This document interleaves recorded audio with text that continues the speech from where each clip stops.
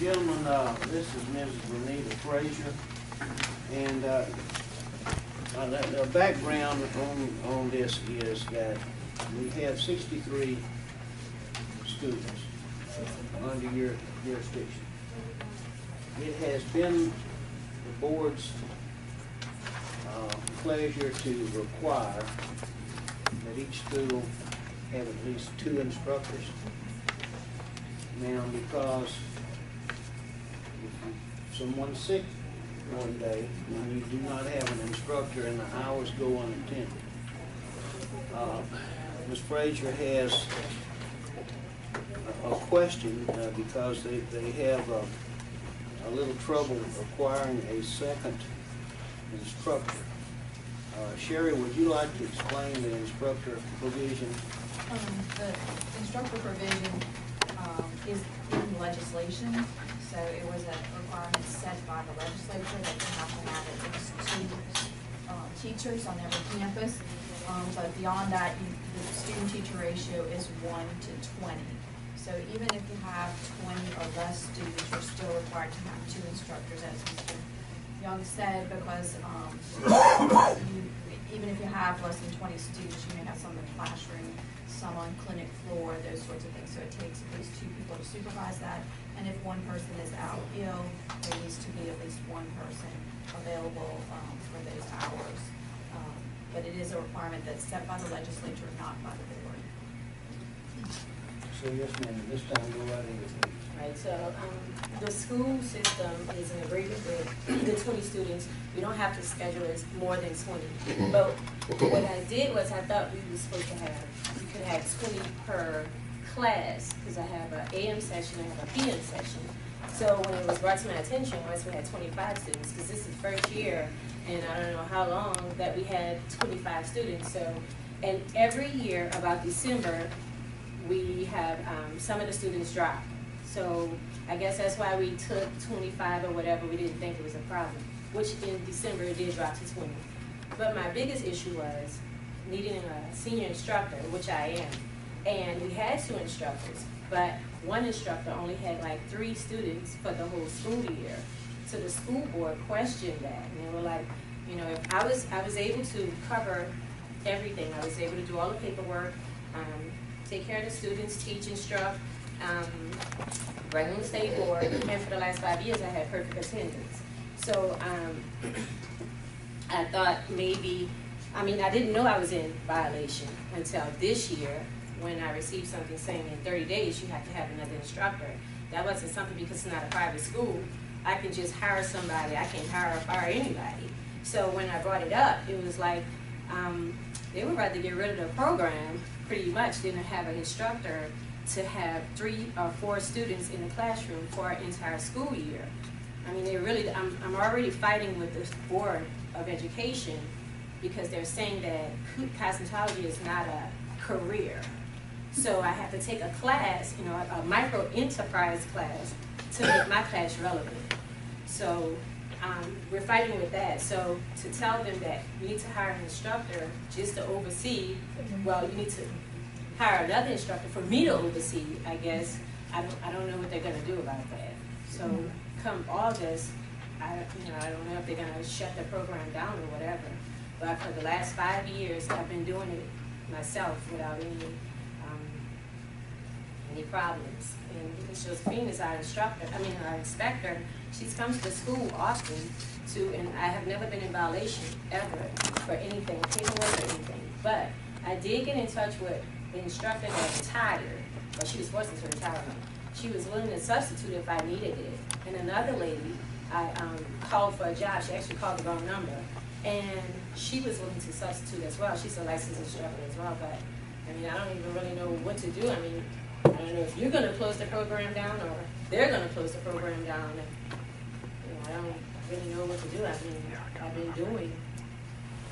I'm a senior instructor. I've been licensed since 2000. I've been there since 2006, doing everything. All the paperwork, teaching.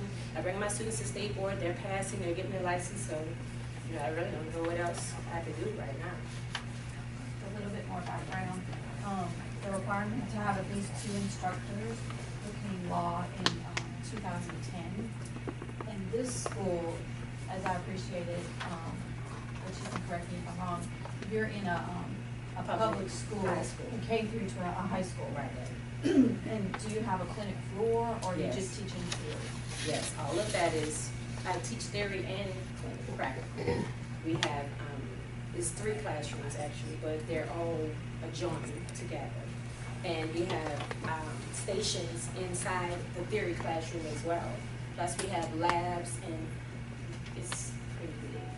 But because our class is so small, sometimes I may have like 3 or 4 senior students, so they're able to work. It's just, I mean, Ms. Josephine can tell you how it's set up, but I'm able to pretty much instruct all of them. Because it's in one big setting. Right. Right. So you're not closed off another room. No. So how many students do you have right now? Well, every year change. So I don't know how many students are gonna return for their senior year, but as of the end of last year, I had 20. But 4 of those students graduated, so they're done. So it just depends on how many of the juniors are gonna return next year, which I'm pretty sure a lot of them won't. So that's how we always have a smaller senior class and we have juniors. But we can't control that because however many seniors we have, that's what determines how many juniors we can take. So they're in agreement with that. They say 20 students, and it's 20 students, that's it. We can't have any more, so they don't have a problem with that.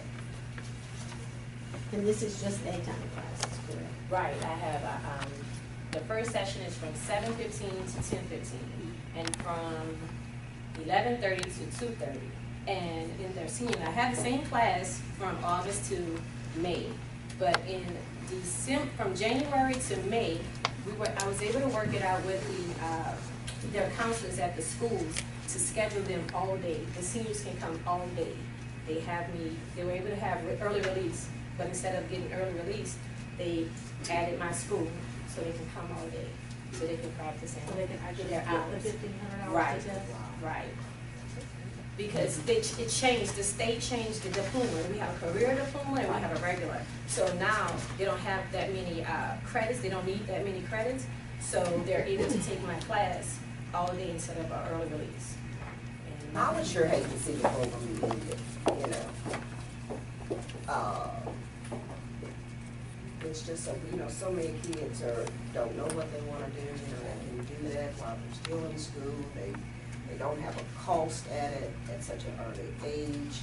And I would just hate to see it not still be viable in the places that it's already being offered. The board address and send a letter of notification to the school system that state law requires 2 instructors, and that unless or until the law is changed, that stands.